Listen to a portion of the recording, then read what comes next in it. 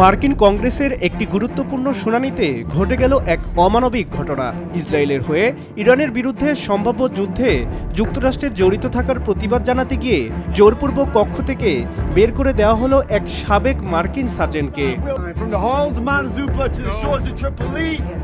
বুধবার armed services sub কমিটির শুনানি চলাকালে হঠাৎ করে দাঁড়িয়ে প্রতিবাদ শুরু করেন সাবেক মার্কিন সার্জেন্ট ব্রায়ান ম্যাগিনিস।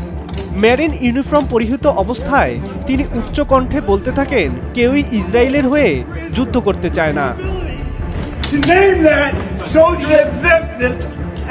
ভিডিও ফুটেজে দেখা যায় তার এই আকস্মিক প্রতিবাদের পরপরই নিরাপত্তার দায়িত্বে থাকা পুলিশ সদস্যরা দ্রুত এগিয়ে এসে তাকে কক্ষ থেকে সরিয়ে নেওয়ার চেষ্টা করেন।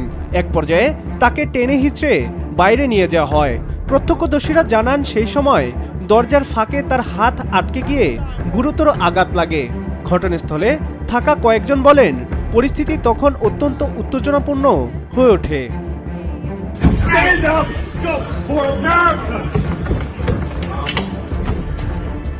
কক্ষের বাইরে নেওয়ার সময়ও তিনি যুদ্ধবিরোধী অবস্থান বজায় রাখেন।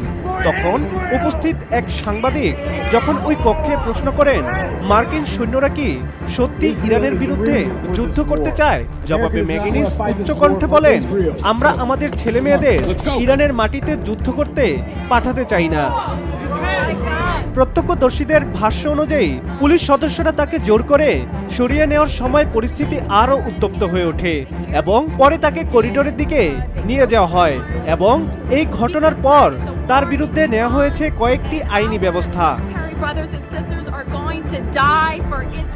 জানিয়ে বিভিন্ন আন্তর্জাতিক গণমাধ্যমে ইতিমধ্যে চলছে নানা প্রতিবাদের ভাষা সহ সামাজিক যোগাযোগ মাধ্যমে ইতিমধ্যে এই ঘটনা নিয়ে শুরু হয়েছে ব্যাপক আলোচনা।